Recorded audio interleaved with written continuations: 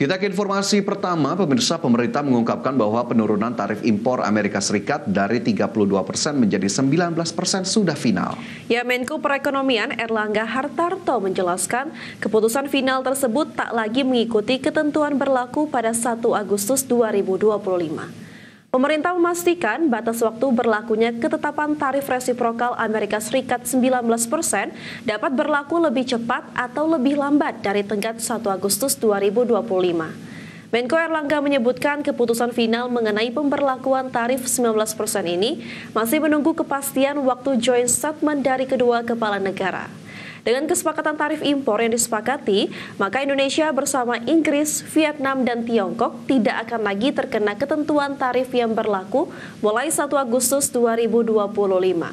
Kepastian penetapan tanggal berlaku tarif resiprokal akan tergantung proses negosiasi lanjutan.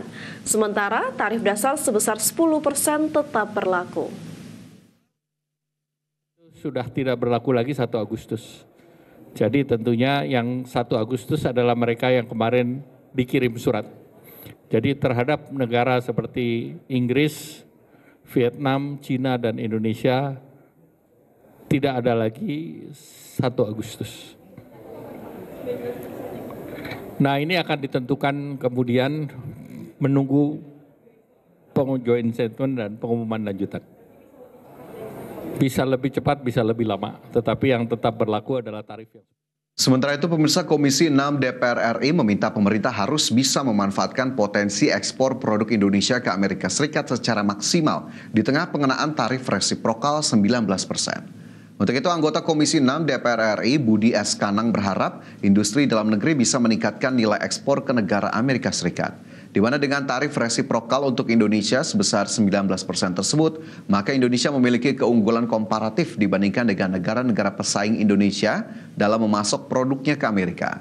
Peningkatan maksimal ekspor ke Amerika tersebut menurut Budi Kanang untuk mencegah neraca perdagangan Indonesia menjadi defisit akibat pemberlakuan tarif resiprokal 19%. Tercatat pada tahun 2024, neraca perdagangan Indonesia terhadap Amerika surplus 31,04 miliar dolar Amerika. Ini akan menguntungkan perdagangan di Indonesia.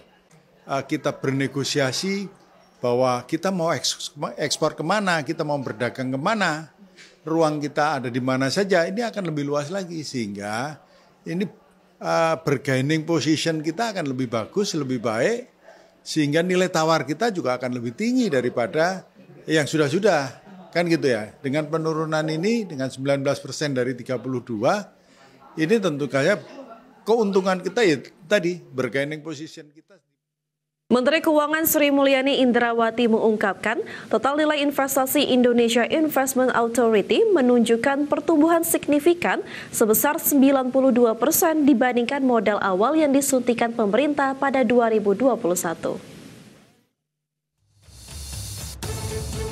Menteri Keuangan Sri Mulyani Indrawati mengungkapkan capaian positif kinerja Lembaga Pengelola Investasi atau LPI atau Indonesia Investment Authority atau INA sejak didirikan.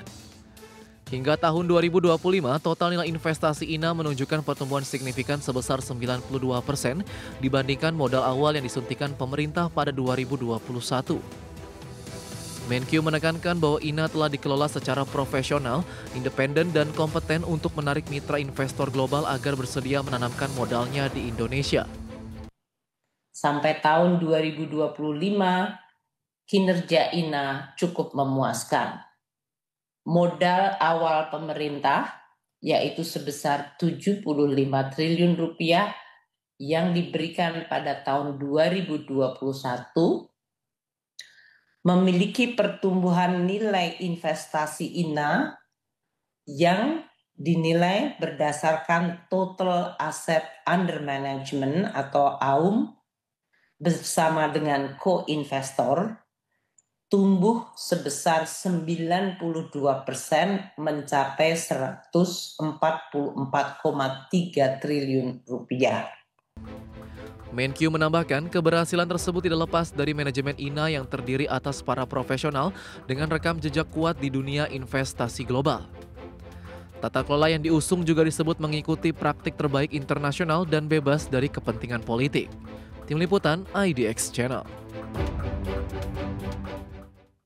Menteri Energi dan Sumber Daya Mineral Bahlil Lahadalia secara resmi menawarkan 18 proyek hilirisasi dengan nilai investasi sebesar 618,13 triliun rupiah ke Danantara. Investasi hilirisasi tersebut mulai dari hilirisasi mineral dan batu bara, hilirisasi pertanian, kelautan dan perikanan, hilirisasi transisi energi hingga hilirisasi ketahanan energi. Menteri Energi dan Sumber Daya Mineral Bahlil Lahadalia secara resmi menyerahkan dokumen prastudi kelayakan proyek prioritas hilirisasi dan ketahanan energi nasional kepada Chief Executive Officer atau CEO Danantara, Rosan Roslani.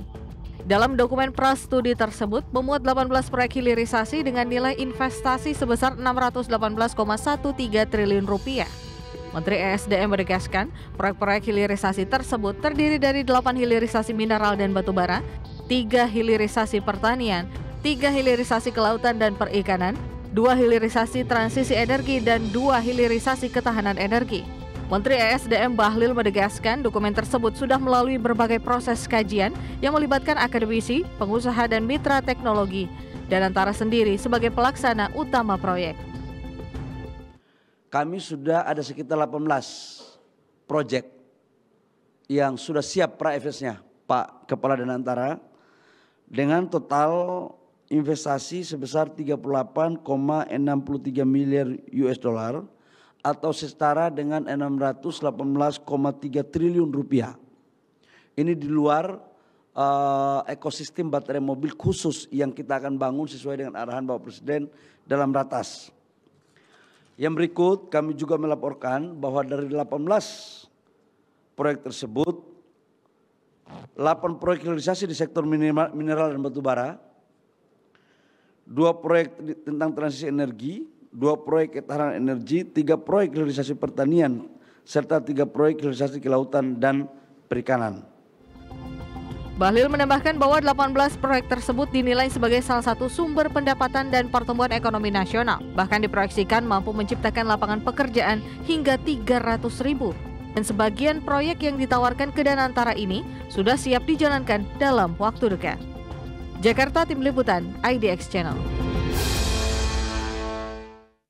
Sementara itu pemirsa, CEO Danantara Rosan Roslani menegaskan siap menjalankan tawaran investasi 18 proyek hilirisasi dari Menteri SDM Bahlil Lahadalia. 18 proyek hilirisasi senilai 618,13 triliun rupiah yang ditawarkan, diantaranya terdiri dari proyek hilirisasi mineral dan batu bara, pertanian, kelautan dan perikanan, hilirisasi transisi energi, serta ketahanan energi. CEO Danantara optimistis bisa memulai proyek hilirisasi di tahun ini yang diperkirakan bisa meningkatkan lapangan kerja secara bersamaan. Sementara itu dalam catatannya, realisasi investasi Indonesia pada semester 1 2025 tercatat mencapai 950 triliun rupiah. Dari total investasi tersebut, 30%-nya disumbangkan oleh investasi di sektor hilirisasi. Dari total 18 proyek yang kurang lebih nilainya 618 triliun itu akan menghasilkan lapangan pekerjaan lebih dari 270.000 orang.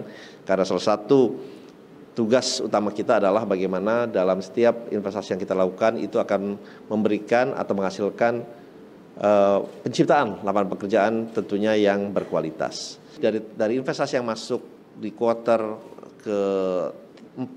di kuartal kedua atau dalam semester, kalau dalam satu semester itu kurang lebih kontribusinya dari 950 triliun lebih itu mencapai 30%. Itu berasal dari hilirisasi.